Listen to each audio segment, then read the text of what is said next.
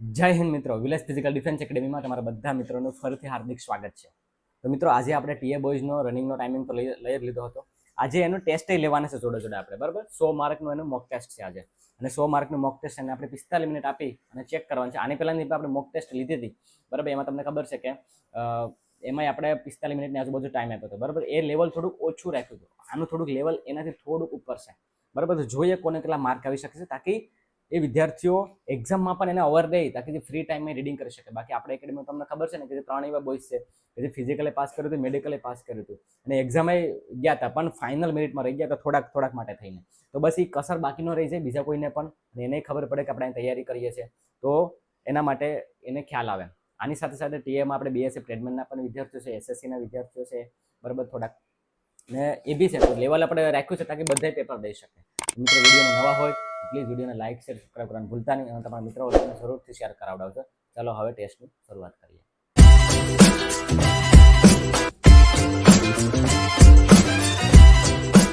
Boy, તો last જે test હતી એનાથી થોડુંક લેવલ અપ કર્યું આપણે, થોડુંક જ. ધ્યાન એ રાખજો પેપર દેતી વખતે કે ડબલ ટીક ન થાય. ઓલી વખતે ઘણા વિદ્યાર્થીઓ ડબલ ટીક કર્યા હતા તો એને નેગેટિવ થયા હતા, બરાબર. આપણે એ રીતના અટેમ્પ તમારે 100 માટે જવાનું છે, મતલબ 50 ક્વેશ્ચન અટેમ્પ કરવાના છે. પણ ટ્રાય કરવાનું છે તમારે કે એફર્ટ સાથે 40 મિનિટ આપીશ તમને, બરાબર. રેડી? 3, 2, 1 સ્ટાર્ટ. આપી દો, સર્ક્યુલર કરો. ટાઈમ નાવ સ્ટાર્ટ.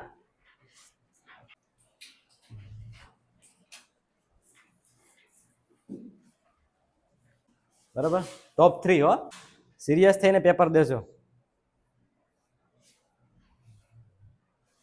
ટોપ 3. અને ટાઈ થાય તો ટાઈમાં એક વસ્તુ ધ્યાન રાખજો કે જેને ઓછા ખોટા કર્યા હશે એને આપણે આગળ રાખશું.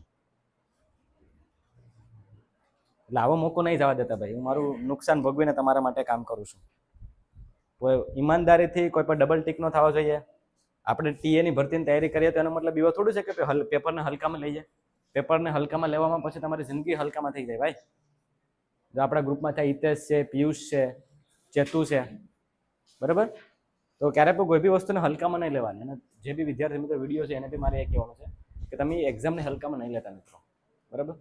જે આ બધું પિયુષ ને હિતેશ બેઠા ને એ ફિઝિકલમાં મેડિકલ પાસ કરીને બેઠા હતા, અને પહેલાંનું બી પેપર તમે જોયું હતું ને એનું, બરાબર. કહેવાનો મતલબ એમ છે કે તમે આનું બી થોડું સાથે રીડિંગ રાખજો, કે કદાચ વધારે ટાઈમ મળે ન મળે, પેપર કેવું નીકળું ન નીકળું, જે આ વસ્તુ છે.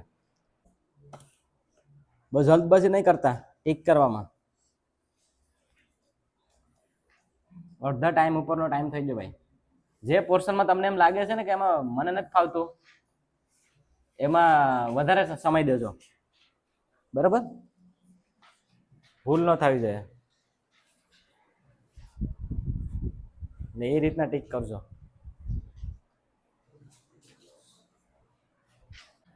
છેલ્લી 5 minute, last 5 minute.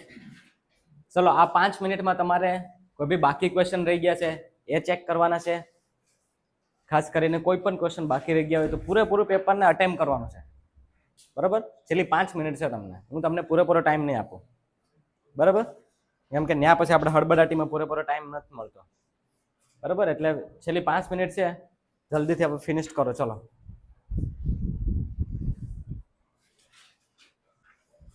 Last 1 minute. ચલો જલ્દી હકેલો, હાલો. હવે આપણે એમ જ માનીને પેપર દેવાનું હોય કે પૂરેપૂરો ટાઈમ નહીં મળે તો જઈને જ ત્યાં ઓલું થશે, બરાબર.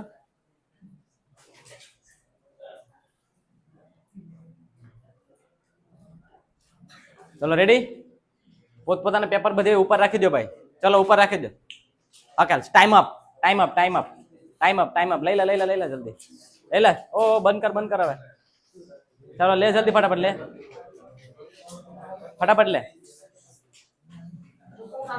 ચાલ લઈ લે. અવાજ કોઈ કરે નહીં ઘડી. પેપર લઈ લે તો.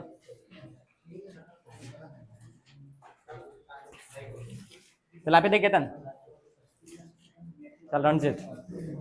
હવે નોર્મલ રિલેક્સ થઈને બેઠો. હા, તો મિત્રો પેપર આજનું લેવાઈ ગયું. જાણીએ આપણે રિવ્યુ લઈએ કે લાસ્ટ પેપરમાં આ પેપરમાં શું ફરક છે, અને આપણે જે બોયઝ જે એક્ઝામ આપી હતી એની પાસેથી પણ જાણીશું, બરાબર. તો લાસ્ટ પેપરમાં આ પેપરમાં કઈ અઘરું લાગ્યું? આમ જે મેથ છે ને સેમ ટુ સેમ લેવલનું છે. Same to same. હા. Same to same math. ઈતા હા થોડુંક હાર્ડ હતો આ વખતે. હાર્ડ લાગ્યું રમેશભાઈ? થોડુંક હાર્ડ લાગ્યું. થોડું હાર્ડ લાગ્યું. મીડિયમ. અશ્વિન? હાર્ડ છે. તો પેપરનું લેવલ તો થોડુંક એ રીતના રહ્યું છે. ખત્રી તને કેવું લાગ્યું પેપર? પેપર થોડુંક હાર્ડ લાગ્યું. થોડુંક હાર્ડ લાગ્યું. ભાઈ ઓલી વખતે આપણે ટોપ કોને કર્યું હતું? રણજીતે. તો એની પાસેથી પૂછીએ બરાબર. રણજીત આ વખતનું પેપર તને કેવું લાગ્યું? તો મીડિયમ લેવલ હતું. મીડિયમ હતું. ઓકે તો જોઈએ હવે બધાયનું બરાબર ચેક કરીએ જે ટોપ 3 આવશે અને મેં કીધું એ પ્રમાણે જુબાન આપી એ પ્રમાણે હું ભરીશ બરાબર. પેપર ચેક કરી અને પછી આગળ જોઈએ બરાબર. તમે બી ધ્યાન રાખજો, પેપર વચ્ચે વચ્ચે ચેક કરતા રહેજો, તૈયારી વ્યવસ્થિત કરશો બરાબર. બાકી પછી લાસ્ટમાં જઈને તમને જો ફેલિયર મળે તો એ સહન અમુક કરી શકે અને અમુક ન બી કરી શકે. તો આ વસ્તુને ધ્યાન રાખજો. અને વિડીયો સારો લાગ્યો તો લાઈક છે સબસ્ક્રાઈબ કરવાનું ભૂલતા નહીં. જય બરાબર. પહેલાં પેપરનું ડિસ્કશન કરી નાખ્યા કે કોણ કોણ ટોપ 3માં રહ્યા છે એ બરાબર. તો પેલા ઉપર છે હજી આપણે પેપર દીધું એમાં પહેલા નંબર ઉપર જે છે ને એ છે તમે જોયું છે પીડીએફ તો જોઈ હતી આકાશના 82 બરાબર. 2 છે ટ્રેડમેનની તૈયારી કરે અને તમારા જોડે પેપર દીધું છે એને. પછી છે દલસુખ બરાબર 76 ગુડ દલસુખ. એન્ડ પછી છે અક્ષય બરાબર. અક્ષય આપણે જે લોકલ બોયઝ છે ટ્રેડમેનની તૈયારી કરે છે ને એ છે બરાબર. પછી છે હિતેશ 70 બરાબર. પછી છે સાગર 2 68. પછી છે રણજીત 68. ઓકે તો મિત્રો આ આપણે જે પેપર લીધું હતું બરાબર એનું શું કહેવાય કે એનાલિસિસ કરી ટેસ્ટ ચેક કરી અને માર્ક બધાને આપી દીધા છે. હવે પેપરનું આપણે એનાલિસિસ કરીશું બરાબર અને જોઈશું કે કોને ક્યાં ક્યાં ભૂલ થઈ છે અને એ પ્રમાણે પછી આપણે એને સોલ્યુશન આપીશું બરાબર. તો તમે બી ટીએની તૈયારી કરવા માંગતા હોય તો ખરેખર એક્ઝામને પણ વચ્ચે વચ્ચે એનાલિસિસ કરતા રહેજો. આ પેપર જે મેં કાઢ્યું હતું ને નોર્મલ મીડિયમ હતું હાર્ડ નહોતું બરાબર. અને પીડીએફ જે છે હું આપણે ટેલિગ્રામ ચેનલમાં મૂકી દઈશ, જોઈન કરી લો, ત્યાંથી જઈ અને જોઈ લેજો તાકી તમને પેપર મળી જશે.